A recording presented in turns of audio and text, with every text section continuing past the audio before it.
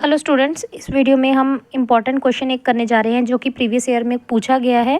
Interpolation का है, 10 year में आया है। किसी बच्चे ने मुझे डाउट भेजा था तो इसीलिए मैं सॉल्व करके लेके आई हूँ। ये क्वेश्चन आपकी बुक में सॉल्व नहीं है, इंटरपोलेशन चैप्टर का है, बी सेक्शन का है, फाइनाइट डिफरेंसेस का। तो देख लो ध्यान से, क्या पता इस बार पेपर में आ जाए, इंपॉर्टेंट है। तो सबसे पहले तो वाई एक्स दिया है पॉलिनोमियल, जिसका फिफ्थ डिफरेंस उन्होंने बोला है। फिफ्थ डिफरेंस क्या है मेरा? कांस्टेंट। अगर फिफ्थ डिफरेंस कांस्टेंट है तो इसको यूज़ करेंगे हम। y1 प्लस y7 दे रखा है, y2 प्लस y6 गिवन है, ये भी गिवन है, y3 y5। तो फाइंड क्या करना है मुझे? y4 फाइंड करना है, ठीक है। y4 फाइंड करना है। तो सबसे पहले ये हमें पता है बिल्कुल डिफरेंशिएशन जैसा कंसेप्ट होता है कि अगर y3 पॉलिनोमियल फिफ्थ डिफरेंस उसका कांस्टेंट है तो उसका सिक्स्थ वाला डिफरेंस क्या होगा? ज़ीरो। मतलब अगर 5 तक का डिफरेंस कांस्टेंट है तो छठा डिफरेंस क्या होगा? ज़ीरो होगा।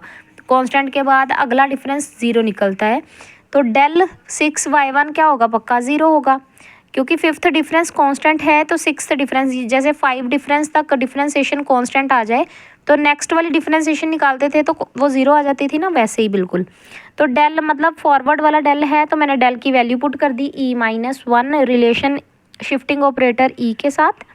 पुट करने के बाद पावर में 6 है, साथ में y1 equals to 0 as it is लगा दिया।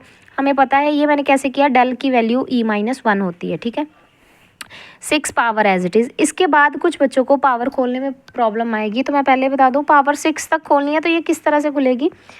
तो पावर n है, NCR का फॉर्मूला a प्लस पावर में है तो इसका फॉर्मूला लगा सकते हैं। पास्कल का रूल आपको याद होगा, 1 1 1 2 1 1 3 3 1 1 4 6 4 1 1 5 10 10 5 1। और इनको ऐड कर रही हूँ, मतलब मैं पहले पहले दोनों को ऐड किया तो 2 बन गया, 1 2 2 को ऐड 2 और 1 को ऐड किया 3, 2 1 को ऐड किया 3 1 1 एज इट इज़।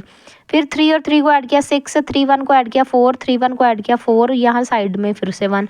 फिर इन दोनों को ऐड करके यहाँ 5, यहाँ पे ऐड करके 10, फिर अगेन 10 5 एंड अगेन बाहर वाले दोनों 1। अगेन इन दोनों को ऐड करूँगी तो 1 6 15 20 15 6 एंड 1 बनेगा।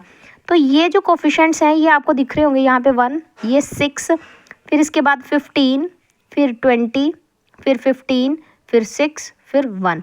ये कोफिशेंट्स साइन अल्टरनेटिव चलेंगे क्योंकि माइनस का है बीच में, तो जो ऑड वाली पावर्स है उनके साथ साइन माइनस का आ रहा है। e की पावर 6 है तो 1 की पावर 0 होगी। e 1 और e दो ही है ना, a और b है ना।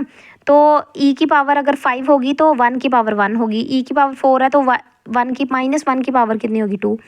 e की पावर 3 है तो -1 की पावर, क्योंकि दोनों को ऐड करके 6 बनना चाहिए। तो इस तरह से आपको पता है कोफिशेंट्स कैसे आएंगे। कोफिशेंट पास्कल के हिसाब से पावर डिक्रीज़ होती जाएगी e की लगातार, और 1 की -1 की पावर इंक्रीज़ करते जाएंगे, पर -1 की पावर दिखेगी नहीं क्योंकि वो तो 1 है। तो इसीलिए, और साथ में ये बाहर वाला y1 एज इट इज़ है ना।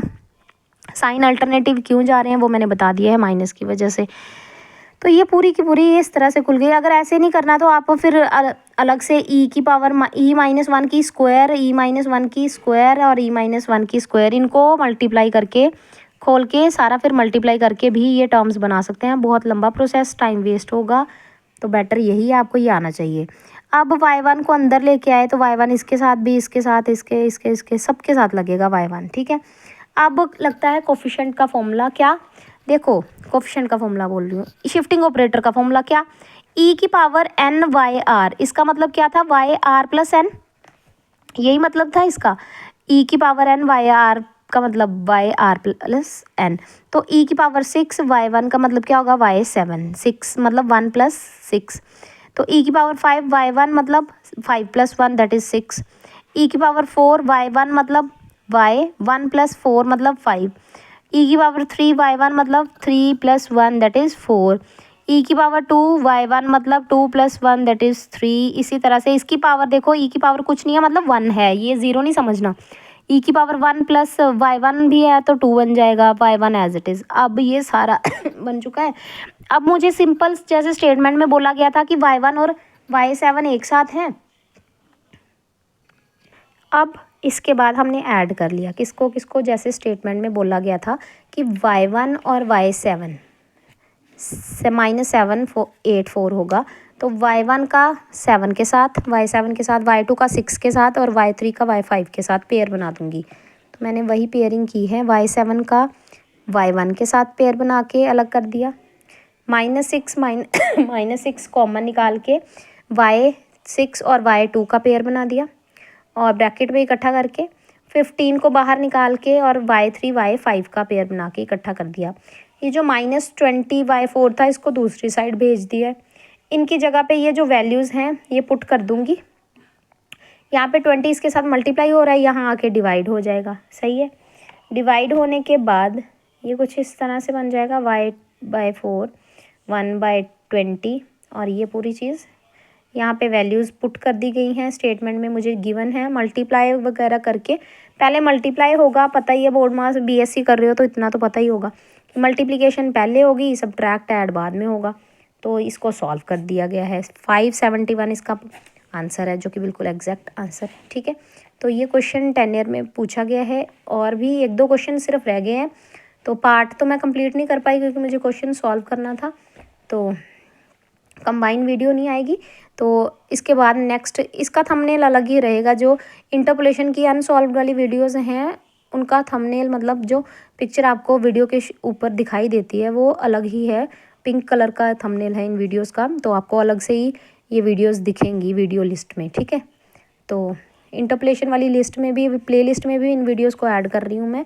तो ये सेकंड वीडियो थी अनसॉल्व क्वेश्चन की। एक वीडियो पहले मैं लेके आ चुकी हूँ जिसमें मैंने 6 या 7 क्वेश्चन सॉल्व किए हुए हैं, ठीक है।